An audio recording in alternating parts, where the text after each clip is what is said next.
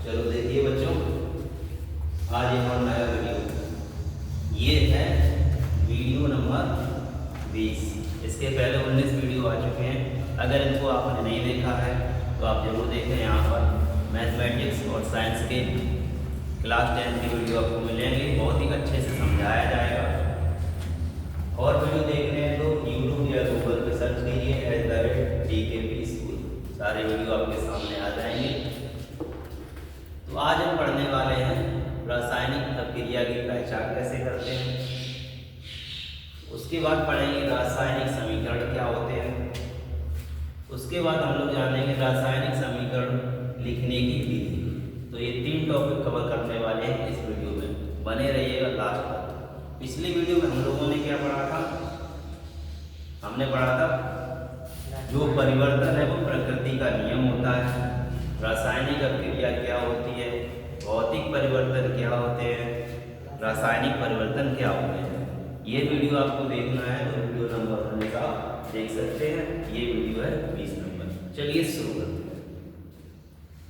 रासायनिक अभिक्रिया की पहचान कैसे करेंगे? तो रासायनिक अभिक्रिया में क्या होगा? अवस्था परिवर्तन होगा। क्या होगा? अवस्था परिवर्तन। मतलब 2 या 2 से अधिक पदार्थों को मिलाकर एक नया पदार्थ बनेगा। यानी कि 2 पदार्थों से एक नया पदार्थ बन रहा है, तो इसका मतलब क्या? उनकी अवस्था बदल रही है। ठीक है। इसके बाद क्या है? ताप में परिवर्तन। ताप में परिवर्तन अभिक्रिया में जब अभिक्रिया होती है तो इस तरफ का ताप अलग होगा और उस तरफ का ताप अलग होगा। जैसे एग्जाम्पल देखें तो आपने कभी देखा होगा, पेंट करने के लिए पानी में चूना हम लोग मिलाते हैं। तब चूना डालते हैं तो बुलबुले के साथ कई सारी गैस निकलती है और टेम्परेचर उसका बहुत ही गर्म हो जाता है। तो ये हो गया ताप में परिवर्तन। नेक्स्ट क्या है? रंग में परिवर्तन। रंग भी बदल जाता है। जैसे मैग्नीशियम को जब आग में जलाते हैं तो उसका जो चूर्ण बनता है वो हमें कैसा मिलेगा? श्वेत यानी कि सफेद रंग का मिलेगा। नेक्स्ट है गैस का निष्कासन। गैस का निष्कासन तो रासायनिक अभिक्रिया में क्या होगा? गैस भी निकलती है। एक एग्जांपल हम लोग लेते हैं, जैसे कि मैग्नीशियम को ऑक्सीजन के साथ जलाएं। ये मैग्नीशियम और ये ऑक्सीजन, तो क्या बनेगा? Magnesium oxide. अभी यहाँ देखो OK2 है, यहाँ पर OH है। तो अभी ये अभिक्रिया का समीकरण ऐसे ही लिखा गया है, संतुलित नहीं है। एक क्रियाकलाप है आपके लिए, चाहो तो आप कर सकते हो अगर आपके घर पे चीजें हों तो, नहीं तो आप लैब में कर सकते हो अगर आपके स्कूल में लैब है। क्या करना है आपको? मैग्नीशियम का एक रिबन लेना है। रिबन का मतलब एक पट्टी, लैब में होती है या मार्केट से, अमेज़न से या फ्लिपकार्ट से भी मंगा सकते हो। तो ये पट्टी लेनी है और इसको क्या करना है? इसको जलाना है आग के साथ। और ध्यान रखना है अपनी आंखों को जलाते समय दूर रखना है। तो जलाने के बाद क्या बनेगा? राख बनेगी। क्या बनेगा? राख। तो जो राख बनेगी, अब देखिएगा यहाँ पर रासायनिक अभिक्रिया ये कैसे हो रही है। तो इससे हमें क्या पता चलता है? जब इसको हम जलाते हैं तो एक चमक के साथ जलती है। कैसे? चमकदार जलती है। और जो ये राख है, पहले मैग्नीशियम का जो कलर था वो अलग होगा, राख का जो कलर होगा वो श्वेत होगा। तो यहाँ पर ये रंग का परिवर्तन है और ताप का भी परिवर्तन होगा। जला रहे हैं तो अलग ताप होगा, इसके बाद जो राख बनी है उसका टेम्परेचर अलग होगा। अब उस चूने वाले से उदाहरण समझें। जैसे चूना होता है CaO है ना, इसको जब हम लोग किस में डालते हैं? पानी में। तो चूना और पानी में डालते हैं तब हमें क्या मिलता है? पेंट मिलता है और गैस भी निकलती है ना। तो यहाँ पर हो गया गैस का निष्कासन।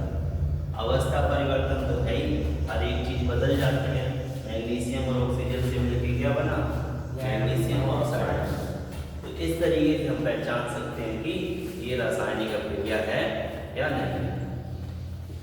अब हम लोग जानेंगे रासायनिक समीकरण, केमिकल इक्वेशन। ये क्या होती है? जब कोई रासायनिक अभिक्रिया होती है तो उसमें दो या दो से अधिक पदार्थों से मिलकर एक नया पदार्थ बनता है। तो जो दो या दो से अधिक पदार्थ होंगे उनके सूत्रों को हम लोग लिखते हैं बाईं तरफ, और जो पदार्थ बनता है उनके सूत्रों को हम लोग लिखते हैं दाईं तरफ। इस तरीके से लिखने की जो प्रोसेस है वो होती है रासायनिक समीकरण। उदाहरण से देखिएगा, जैसे नाइट्रोजन और हाइड्रोजन, ठीक है। नाइट्रोजन और हाइड्रोजन को अगर हम लोग अभिक्रिया कराएं तो क्या बनता है? NH3। NH3 क्या है? अमोनिया। N2 होता है नाइट्रोजन, H2 होता है हाइड्रोजन, और NH3 क्या है? अमोनिया। तो ये नाइट्रोजन का सूत्र है और ये हाइड्रोजन का है, और इन दोनों से मिलके जो बना वो क्या है? अमोनिया। ये NH3 अमोनिया का सूत्र है। तो हमें जो ये सूत्र पता होने चाहिए जिनको हम लिखेंगे, इस लिखने की जो विधि है वही होता है रासायनिक समीकरण, ठीक है। तो आशा है समझ में आ गया होगा। नेक्स्ट हम लोग जानेंगे रासायनिक समीकरण लिखने की विधि। अब पेपर में आएगा, हिंदी में लिख देगा चूने की पानी के साथ अभिक्रिया से क्या बनता है, इसका रासायनिक समीकरण लिखो, या कोई और दे देगा तुम्हें। तो रासायनिक समीकरण के लिए आपको 1 2 3 4 5 6 इंपॉर्टेंट बातें पता होनी चाहिए, तो आप रासायनिक समीकरण लिख सकते हैं। तो आएगा पेपर में, तो इसलिए सीख लो। सबसे पहले जो रासायनिक समीकरण लिखते हैं तो वो रासायनिक अभिक्रिया का ही रासायनिक समीकरण होगा। तो रासायनिक अभिक्रिया में जो पदार्थ जो मिलते हैं, जिनको मिला के रासायनिक अभिक्रिया होती है, उन्हें क्या कहते हैं? उन्हें कहते हैं अभिकारक। क्या कहते हैं? अभिकारक। इंग्लिश में और जो बनता है उसे उत्पाद कहते हैं। उत्पादन यानी कि प्रोडक्ट। तो जो चीजें मिला के रासायनिक अभिक्रिया होती है उन्हें अभिकारक बोलते हैं, और जो रासायनिक अभिक्रिया के बाद बनता है उसे उत्पाद बोलते हैं।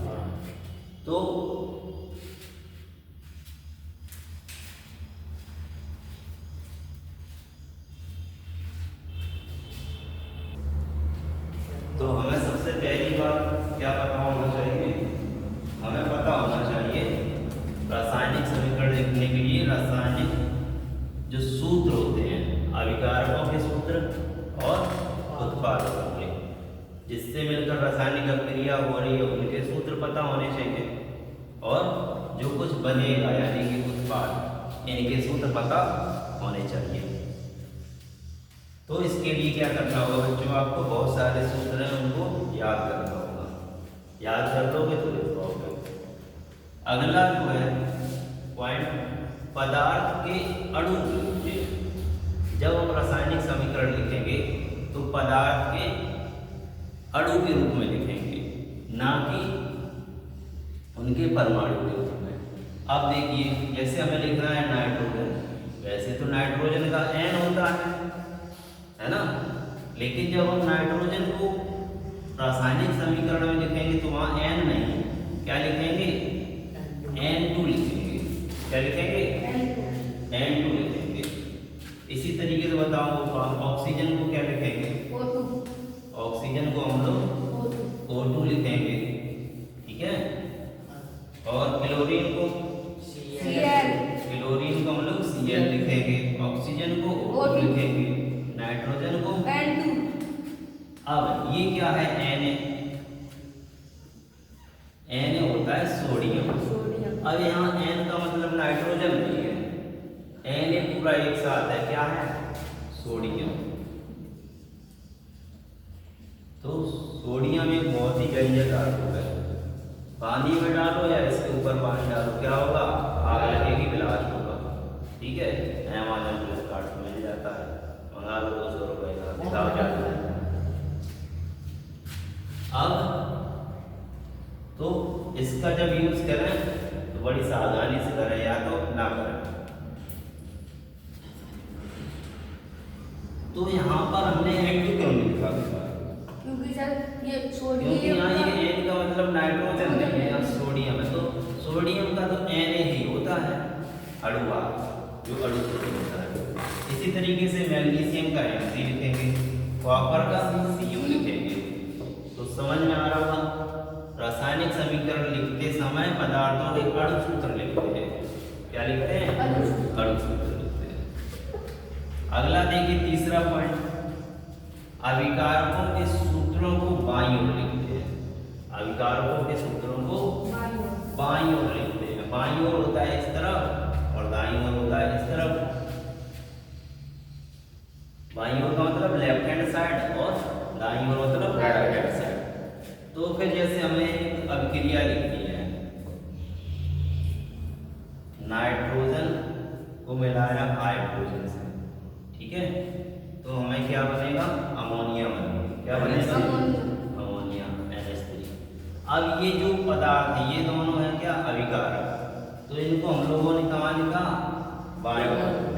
बस इतना याद रखेंगे, अभिकारकों के सूत्रों को बाईं ओर लिखते हैं। अगर एक से ज्यादा अभिकारक है, जैसे कि नाइट्रोजन एक अलग है, हाइड्रोजन एक अलग है, तो उन दोनों को मिलाने के लिए हम लोग बीच में प्लस लगाएंगे, प्लस का चिन्ह लगाएंगे। ठीक है, तो ये हो गया तीसरा पॉइंट। इसी तरीके से चौथा पॉइंट देखिए, उत्पादों के सूत्रों को हम लोग दाईं ओर लिखेंगे, यानी कि राइट हैंड साइड। नाइट्रोजन और हाइड्रोजन ये थे अभिकारक, इनसे मिलके क्या बना? उत्पाद अमोनिया। तो इसको हम लोग कहाँ लिखा? हमने दाईं तरफ लिखेंगे। कहाँ पे? अगर एक से ज्यादा उत्पाद बनते तो इनके बीच में हम लोग क्या लगाते थे? प्लस लगाकर लिखते थे। ठीक है, इसके बाद पांचवा पॉइंट देखो, दिशा, यानी कि जो तीर लगा है, यहाँ पे ये तीर लगा है, ये अभिक्रिया की दिशा को बताता है। तीर क्या बता रहा है? अभिक्रिया की दिशा को बताता है तीर। जैसे कि मैग्नीशियम और ऑक्सीजन को, मैग्नीशियम को जब ऑक्सीजन के संपर्क में जलाएंगे तो क्या बनेगा? मैग्नीशियम ऑक्साइड बनेगा। तो ये जो तीर है ये बता रहा है कि अभिक्रिया इस तरफ को हो रही है। नेक्स्ट पॉइंट देखिएगा, उत्क्रमणीय का मतलब होता है दोनों तरफ से। उत्क्रमणीय का मतलब होता है दोनों तरफ से। तो ऐसी अभिक्रिया जो दोनों तरफ से होती है उसमें हम लोग इस तरीके का चिन्ह लगाएंगे।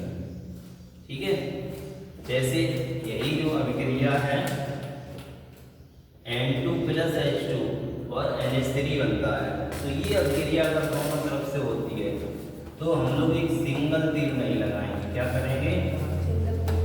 ऐसा चिन्ह लगाएंगे। इसका मतलब होगा कि ये क्रिया इधर से भी हो रही है और ऐसा इधर से भी हो रही है, यानी कि नाइट्रोजन और हाइड्रोजन को मिलाने पर अमोनिया बनेगी। ठीक है, और अमोनिया से हम लोग क्या निकाल सकते हैं? नाइट्रोजन और हाइड्रोजन भी निकाल सकते हैं। तो अभिक्रिया दोनों तरफ से हो रही है तो उसे बोलेंगे उत्क्रमणीय अभिक्रिया। तो बच्चों, आज की वीडियो में हम लोगों ने सीखा है रासायनिक अभिक्रिया की पहचान करना। एक हमने उदाहरण भी देखा कि क्रियाकलाप देखा, मैग्नीशियम को ऑक्सीजन के साथ जलाते हैं तो मैग्नीशियम ऑक्साइड बनता है। ये चाहो तो आप कर सकते हो। इसके आगे हमने देखा रासायनिक समीकरण क्या होता है। 2 या 2 से अधिक पदार्थों मिलाने पर जब एक नया पदार्थ बनता है तो उसके उत्पादों और अभिकारकों के जो सूत्र हैं उनको हम लोग लिखते हैं, उसे बोलते हैं रासायनिक समीकरण। नेक्स्ट हमने सीखा रासायनिक समीकरण लिखने की विधि। तो सबसे पहले सूत्र ज्ञात होने चाहिए। पदार्थ के अणुभार के रूप में लिखते हैं, अभिकारकों को बाईं तरफ लिखते हैं, उत्पादकों को दाईं तरफ लिखते हैं, और तीर की दिशा ये बताती है कि अभिक्रिया किस दिशा में हो रही है। क्रिया मतलब दोनों तरफ से हो रही है, तो ऐसा चिन्ह लगाते हैं। तो वीडियो अच्छा लगे तो अपने दोस्तों के साथ शेयर कीजिएगा, चैनल को सब्सक्राइब कीजिएगा। मिलते हैं नेक्स्ट वीडियो